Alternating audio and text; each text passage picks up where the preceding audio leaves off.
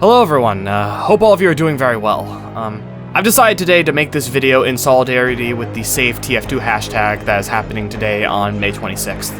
I'm making this video because I care a lot about TF2, and it means a great deal to me, so I want to take this opportunity to share my experiences with TF2 and just in general how it's impacted me and such. So without further ado, I guess let's get started with that. Before Team Fortress 2, I was a very light PC gamer. The most I played was like some World of Warcraft from till about like 2011 or so, and some Sport off and on every now and then. I played some PC games and I was kind of into it, but I was never really super into it, as I mostly played on a lot of consoles, usually Nintendo ones as a kid. Although eventually we ended up getting an Xbox, and because of that, I got into Halo a lot. That game series basically cemented my love for the FPS genre, even though I didn't really know it at the time, but I really enjoyed my time with Halo Combat Evolved, and it led me to wanting to try out a bunch of other games. And eventually, my family decided that we should try out Portal 2, you know, because it's like, hey, it's like a puzzle type deal, I hear it's really good, so we get it on our Xbox 360, I play through it, I enjoy the hell out of it, but then I learned there was a co-op mode, so I had a friend over one time to play co-op with them in Portal 2. And during that session, the Valve intro came up in the intro, and they were all like, oh hey, those are the guys who make Team Fortress 2, and I'm like, Team Fortress 2? What the hell's that? And so he didn't really elaborate on that much afterwards. He just was kind of like, oh yeah, it's this other game they make on PC or whatever, and it's free. But I'm like, oh, okay. And so that basically dwelled in the back of my head for a while, until one day, I decided to try out the game. I downloaded this really newfangled thing called Steam, which I'd never heard of before, and it was really weird to me because I was used to just, standalone launchers for other PC games I played at the time. But I downloaded Steam in about late 2012, installed TF2 on my old iMac that had a Core 2 Duo in it, and played it at about like 720p, and I was hooked ever since. That game just opened me up to like a whole space of multiplayer gaming that I never really had before. Like, I played some multiplayer here and there with Halo and such, but I mostly spent most of my time in those games in the single-player campaigns with them, which is why ODST is probably one of my favorite games in the entire series. But TF2 is really where I started to get invested in any form of multiplayer, like FPS gaming, or even multiplayer gaming in general, honestly. That was done over the internet, and it changed me. I still remember like a lot of events back then. When the Mecha Engineer update came out and we had those 3 new weapons, and I was so excited for the loose cannon because I was like, oh my god, it's this thing that can shoot fucking cannonballs. That thing's awesome. And I was shooting it around and stuff, and it was really fun. I sucked at it, but I didn't care because I was having fun regardless. And over time, this gave me a strong appreciation and love for the FPS genre, where eventually I'd go and end up trying out the other games in that Valve made, such as Half-Life, Half-Life 2, all the other games like that. All of that basically just stemmed from me really liking and enjoying playing TF2. But this wouldn't last forever for me. Over time, I'd say like sometime around late 2013, I stopped playing TF2 as much and started focusing my gaming time on more other stuff, like a lot more like Gary's Mod and a bunch of other games like that and such. And I kind of fell in and out of it over time. My brothers were a lot more up to date with like a lot of the going-ons with TF2 during that period of time. From about like late 2013 to like about 2016, I was just kind of out of the loop and mostly heard about TF2 stuff from hearsay that my brothers told me. But eventually I would return to Team Fortress 2. And I did so in about mid-2016. Now this was a bad time to return because this is when Meet Your Match came out, and the game was not in a good state.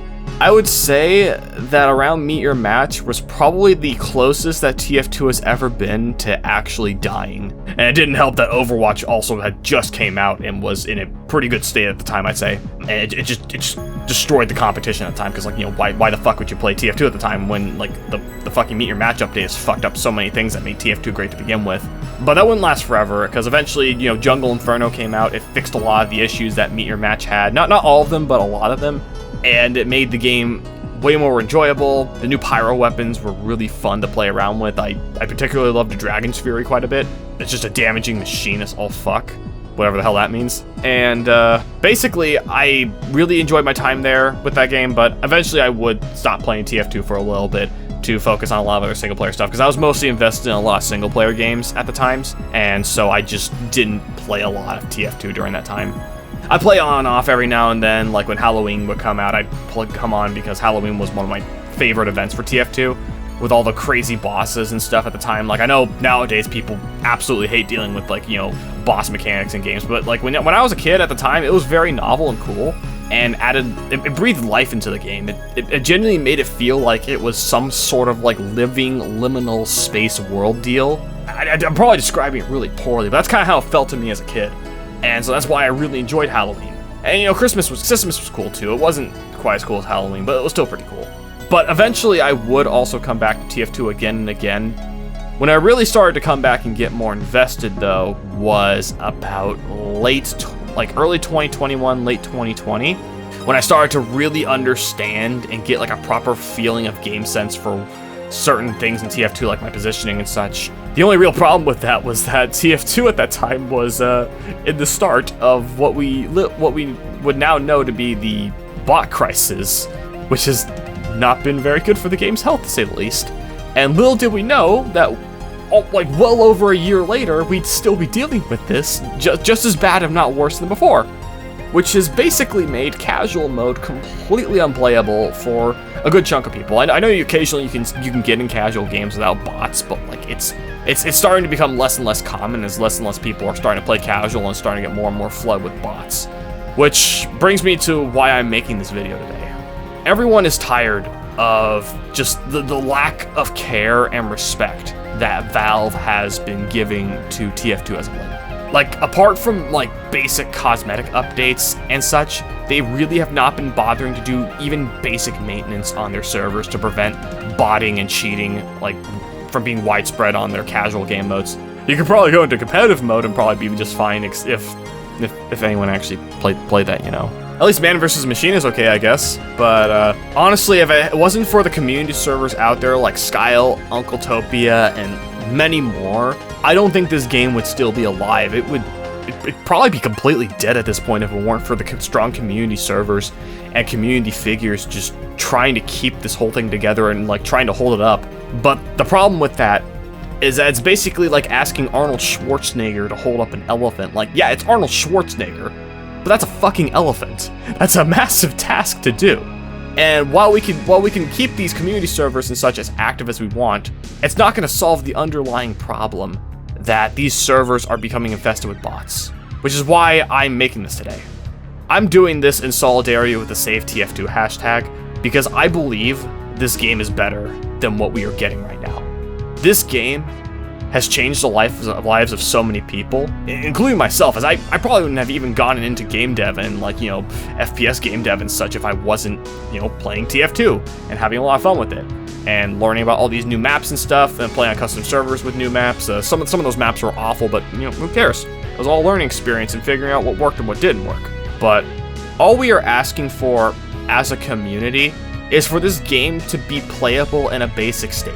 We're not asking for any super major, like, content updates with complete reworks of 50 weapons and, like, 500 new weapons and like, a new taunt for the heavy that makes them fart everywhere or something. All we want is the game to be playable in its current state, which at the moment is not. So Valve, if by some chance someone there is listening to this, we love TF2, and we think it deserves better than how it's been being treated lately. Thank you all for listening to me just talk about my experiences with TF2. I hope at the very least that it's been interesting to listen to, and maybe help you reminisce on your own experiences while playing TF2 or, well, any other game you really cared about and such.